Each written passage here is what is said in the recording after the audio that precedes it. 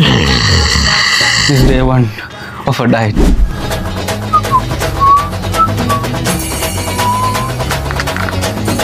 നീ ഒരു സ്നാക്സ് കഴിക്കണം. ഇല്ല ഞാൻ സാമിക്കാം. The baby green salad.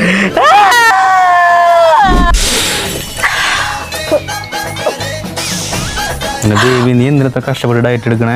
പിന്നെ കഴിഞ്ഞ പ്രാവശ്യം ഡോക്ടറെ അടുത്ത് പോയപ്പോ പറഞ്ഞു ഡോക്ടർ ഫാറ്റ് ലിവർ ആണ്. ഡോക്ടറെ കാണിക്കണ ഫീസ്, മെഡിസിൻ വാങ്ങണ ഫീസ്, ഇതൊക്കെ നോക്കണായിട്ടും ഭേദം ഡയറ്റ് നോക്കണതാ. നമ്മ ചെലവും കുറയും. അതാണ് കാര്യം. നിങ്ങടെ വന്നേ കാര്യം പറ്റും. നീ ഡയറ്റും കാര്യങ്ങളൊക്കെ നോക്കണമൊക്കെ അടിപൊളിയൊക്കെ തന്നെ. പക്ഷെ എനിക്ക് ജനറ്റിക്കൽ ആയിട്ടുള്ള വരുന്ന അസുഖങ്ങളൊന്നും നീ എന്ത് ചെയ്യും? ഞാൻ നിനക്ക് ഇമ്പോർട്ടൻ്റ് ആയിട്ടുള്ള കാര്യം നീ ചെയ്യാൻ മറന്നു. എന്താ?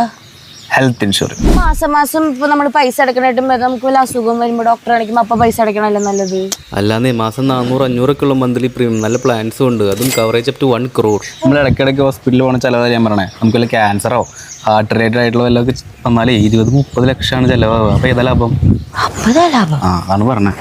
ഹെൽത്ത് ഇൻഷുറൻസ് തന്നെയാണ് നല്ലത്. നമ്മൾ മാസം ഒരു 1000 രൂപ വെച്ച് നോക്കുമ്പോൾ ഒരു 10 വർഷത്തിന് 1,00,000 സംതിങ് ആണ് വരുന്നത്. നമ്മുടെ കയ്യിൽ നിന്ന് ഇപ്പോൾ ഒറ്റയടിക്ക് ഒരു 20-30 ലക്ഷം പോകുന്നതിനേക്കാളൊക്കെ ബെറ്റർ തന്നെയാണ്. പക്ഷെ ഏത് ഹെൽത്ത് ഇൻഷുറൻസാണ് നല്ലത്? അതിപ്പോ നമുക്ക് നോക്കിയെടുക്കാലോ. നമ്മുടെ ബയോയിലെ ലിങ്ക് കൊടുത്തിട്ടുണ്ട്. അവിടെ കയറി കഴിഞ്ഞാൽ മനസ്സിലാവും. നമുക്ക് 51ഓളം ഗവൺമെന്റ് പ്രൈവറ്റ് സെക്ടർ കമ്പനികൾ കമ്പയർ ചെയ്തിട്ട് നമുക്ക് പോളിസി എടുക്കാൻ പറ്റും. അത് മാത്രമല്ല ഇപ്പൊ എടുക്കുകയാണെങ്കിൽ 25% ഡിസ്കൗണ്ട്. ഇപ്പൊ NRIസിന് അവർക്ക് പാരന്റ്സിന് വേണ്ടിയിട്ട് ഇപ്പൊ പോളിസി എടുക്കാൻ പറ്റും. 18% GST അടക്കണ്ട. അത് നല്ല ഓപ്ഷനാ. പക്ഷെ ഹെൽത്ത് ഇൻഷുറൻസ് എടുക്കാന്നും പറഞ്ഞിട്ട് കണ്ട ജങ്ക് ഫുഡ് കഴിച്ചാണ്ടല്ലോ ഞാൻ സമ്മതിക്കൂല. അതൊക്കെ